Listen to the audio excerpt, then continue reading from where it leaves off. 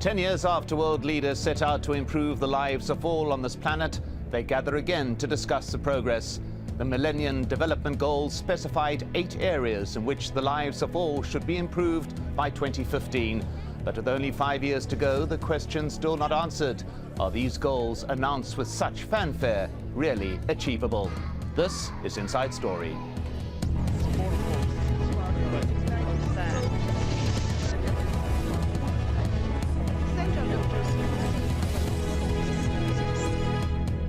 Hello and welcome to the program. I'm Mike Hanna. Tracking the progress on achieving the United Nations Millennium Development Goals. More than 140 world leaders are in New York assessing how far they've come in tackling poverty and disease in the developing world. With a deadline of 2015, the UN aims to end poverty and hunger. According to the World Bank, out of the 84 developing countries with available data, about 45 countries are on track of achieving this goal.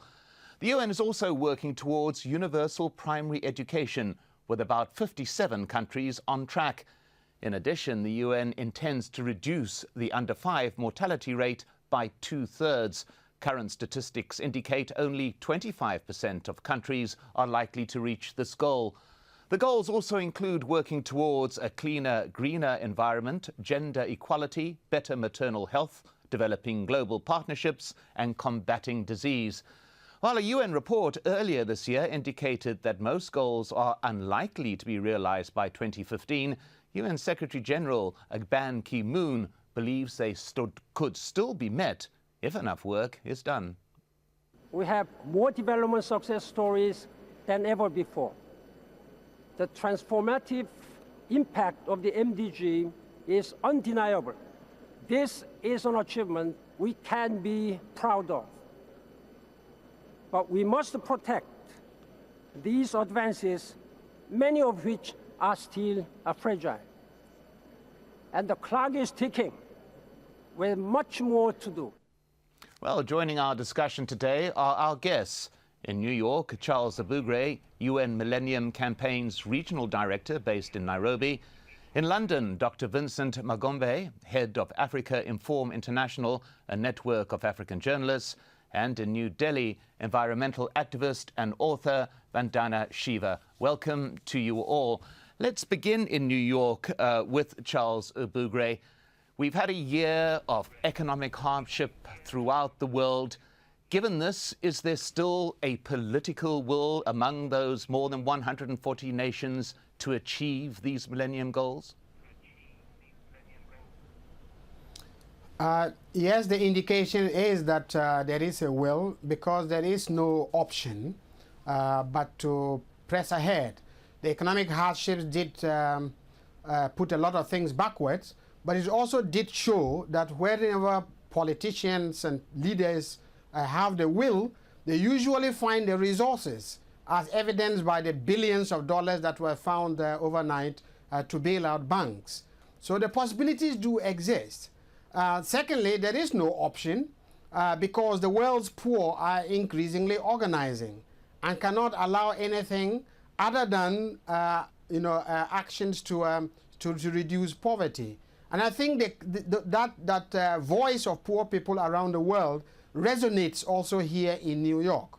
Vandana Shiva, New Delhi, let's deal with this point right at the beginning. Is this altruism that we are seeing from the world leaders, or is it something that's ultimately in global self-interest to ensure that people throughout the planet have no complaints on one level?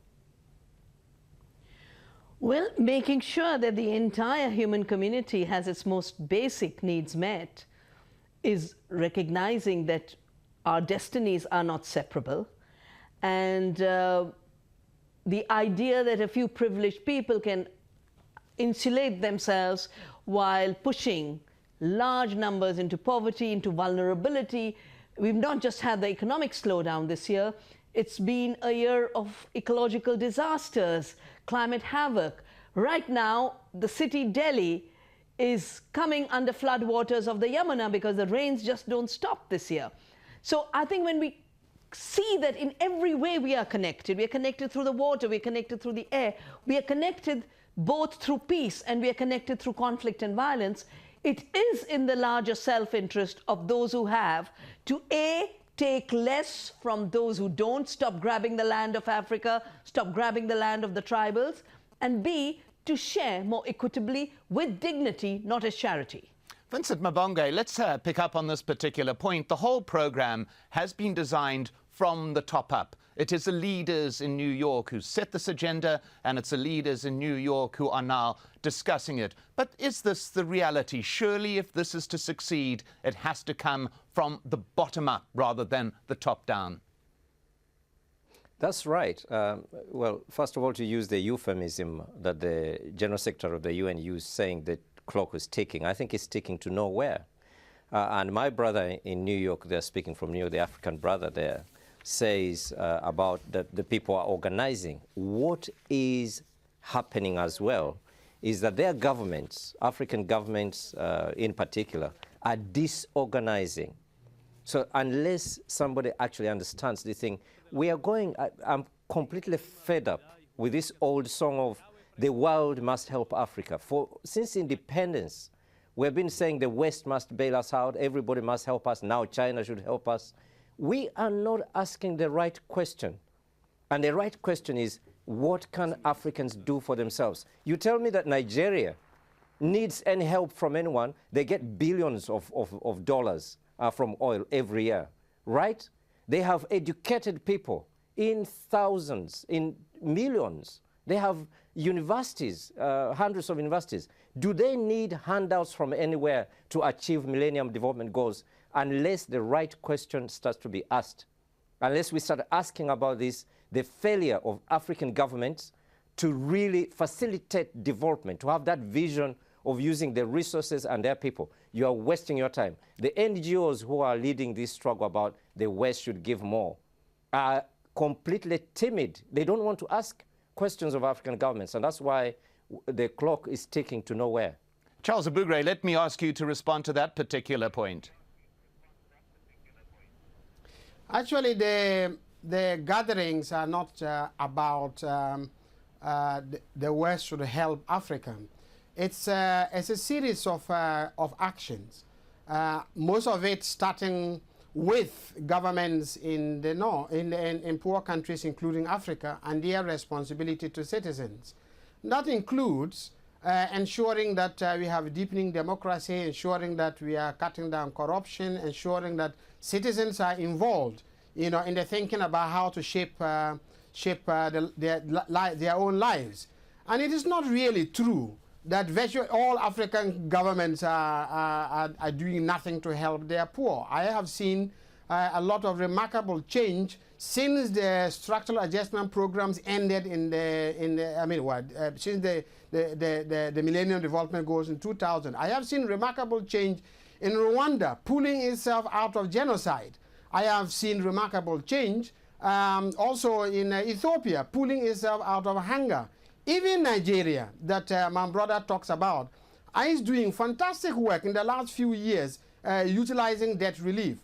The issue is not simply about Africa, it is also that if before Africa, in order for Africa's internal processes to actually bear fruit, there are global arrangements. Well, some of the points that Vandana was making, which is making it even more difficult for Africans to access their resources. Well, let's just hear from Vincent Mabonge at this particular point, Charles. I think that the speaker that is speaking, of course, from that point of view of NGOs, working with Millennium Development Goal targets and so on, is a completely wrong perspective. And for example, the examples he's giving, Rwanda, Ethiopia, are completely wrong examples.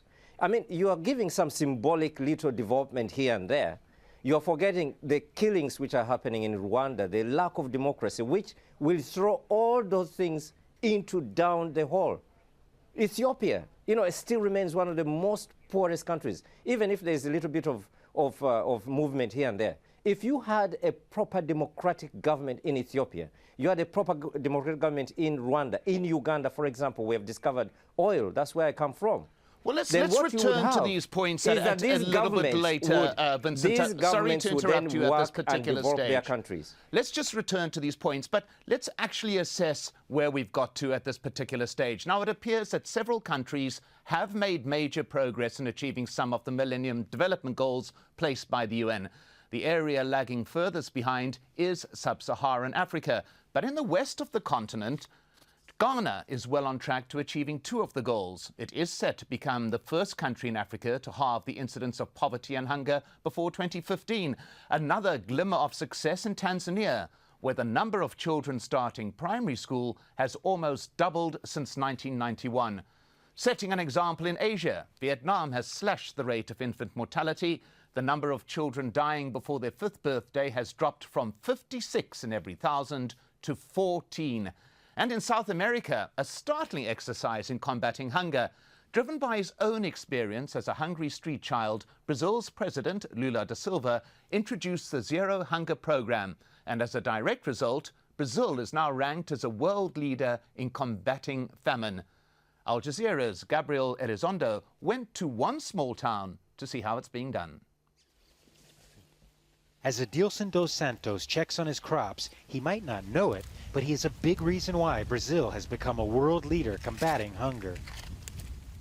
Now Dos Santos has an extra incentive to grow even more, because he is part of a government program where once a week he can bring his extra produce to this market. Here, that produce is guaranteed to be purchased by the local schools, hospitals, and civic organizations, turning his family farm into a source of income and a source of food for those who need it in his town. Before, when we wanted to make some money, we had to leave, go far away to get employment. But now we don't have to go anywhere. We have to work on our farm.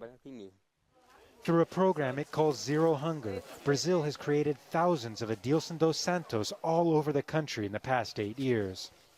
It's a grassroots approach that battles hunger locally to achieve big results nationally.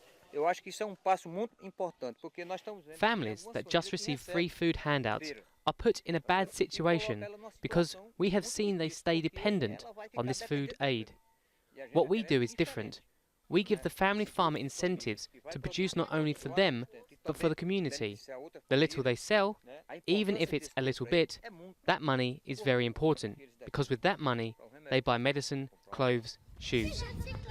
Brazil has cut by 50% the number of underweight children in less than 10 years. And in the last decade, the number of people in extreme poverty has gone from 21 million to 9 million. Brazil doesn't have any magic formula for solving the hunger problem in poor rural communities such as Mirandiba. What it ultimately comes down to is how the hunger issue is viewed here. And it's not about giving food to the people that need it, it's much bigger than that. There are over 50 different government programs from various different ministries within the government that deal with the hunger issue. And the government has committed over $9 billion last year alone to those efforts. Angelo da Silva knows full well the hot and arid weather here could ruin his crops. But the government knows it as well, so they've installed water storage tanks on family farms all over this region. Things are very dry now, but the water tanks have allowed me to know that I will have the water needed to get through the year. And here at the market, there is a sense that this is about more than simply selling produce. It's about one small town doing its part in a much larger national battle against hunger. For Inside Story, I'm Gabriel Elizondo, Mirandiba, Brazil, Al Jazeera. Well, Brazil is in the throes of economic development, but Vandina Shiva in New Delhi, is this an example that could be built upon? We're looking here at an internal organic progress starting from the ground up rather than imposed from the top. I think Brazil's Zero Hunger program is amazing because it has been an initiative of government to allow communities to become food self-reliant and food secure. That's what we do in Navdanya in India. Unfortunately, India is such a contrast to Brazil in terms of the food situation. We have some of the highest rates of growth, and yet we also have the highest rates of growth of hunger and poverty. We have 1 million children dying every year for lack of food below 5. Now, all of those figures are a result of a government having turned its back, not by itself, but with the inspiration of rich countries, giant corporations, the World Bank, IMF, advice, the WTO pressure. And Brazil has managed, in spite of that, to create the Zero Hunger program. Countries like India could adopt the kind of policies we are shaping at the grassroots, showing that we can produce more food per acre by going ecological, by protecting biodiversity, that self-reliant, self-sufficient farms are the best route to food security, because the largest number of hungry people in the world today are food producers. But if you look at Africa, where is the money of the rich North going? Where is the Bill Gates and Buffett money going? Where's the FAO money going?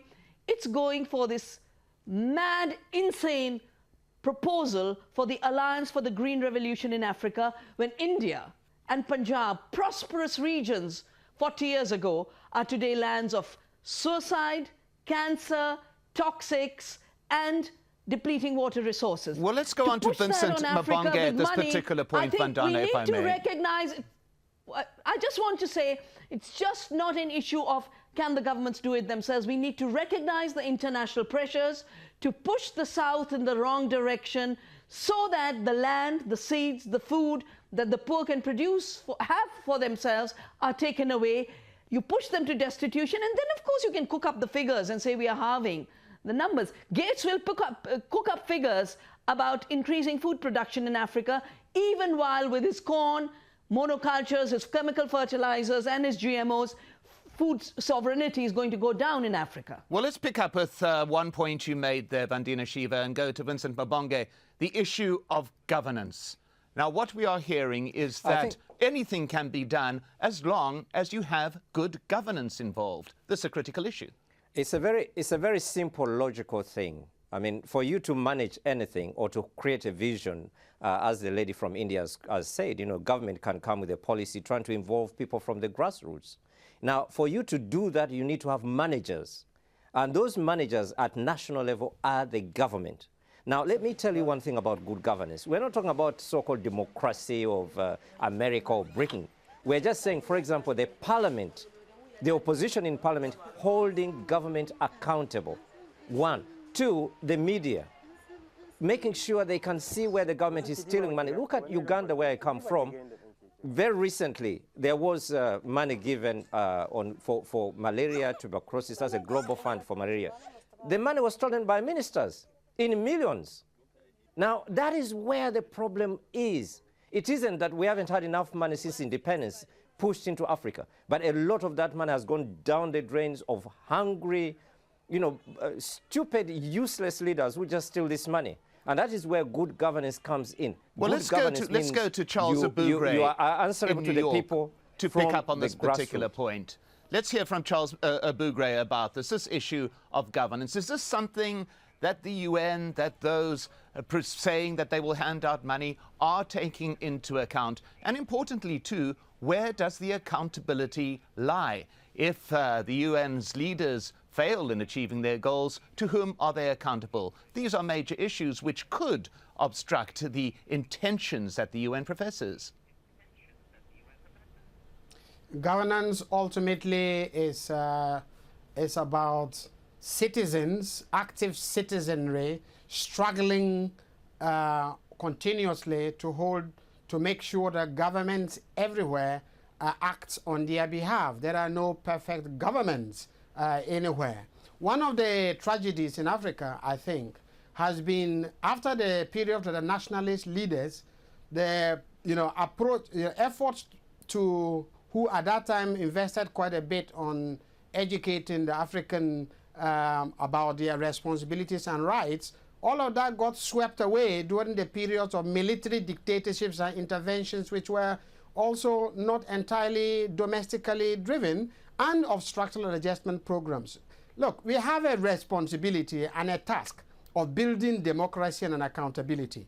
But building democracy and accountability makes no sense when, say, governments are even unable, the best and well-meaning ones, including the ones that I come from Ghana, they're not all rotten, but their capability to actually deliver for their citizens, which is provide water, provide education, support a small and medium-sized farmer, is not entirely, decided by them, which is why it is a serious mistake to basically discuss governance as if it was a contained African problem. It is, yes, indeed, every country has a responsibility to improve governance, but the international environment also affects the nature and opportunity to build accountability. Well, let's just go to Charles Abugre, to Vincent Mabonge on this particular issue. We've been speaking about governance, but we also have a situation, for example, in Nigeria, where in northern Nigeria, for example, 1 in 4 children die before the age of 5. However, in southern Nigeria, that figure's 1 to 10. So this is not purely an issue of governance. That may be a trifle simplistic, is it not? No, sorry.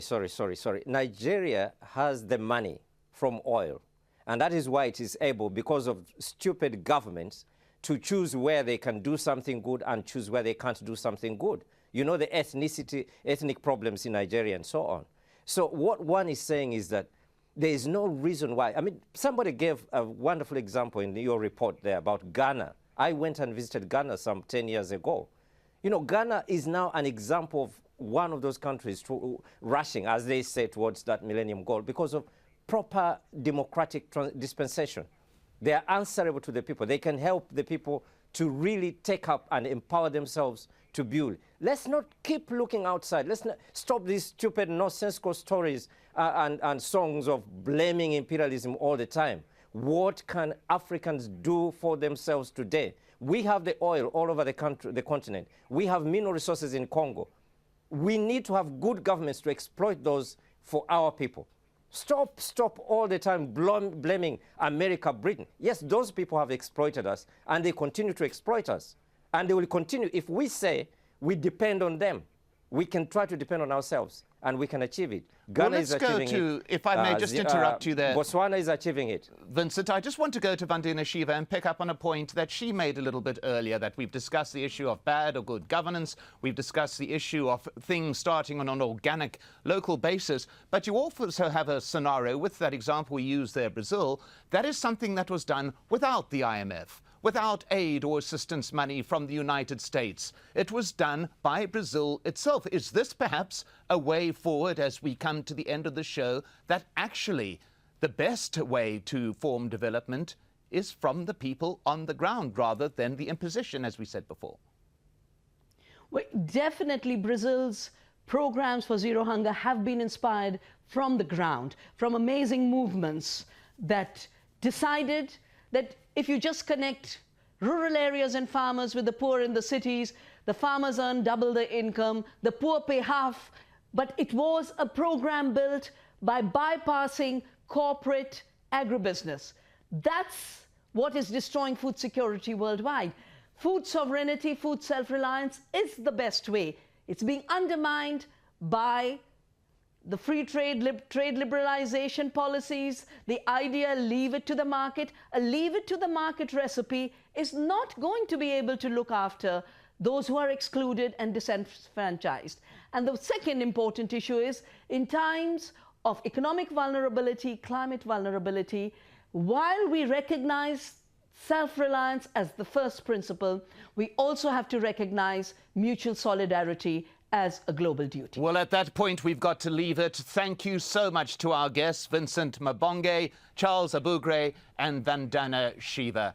And thank you so much for joining us here on this edition of Inside Story. We welcome your comments and suggestions. Please email them to us at insidestory@aljazeera.net. I'm Mike Hanna. Goodbye for now.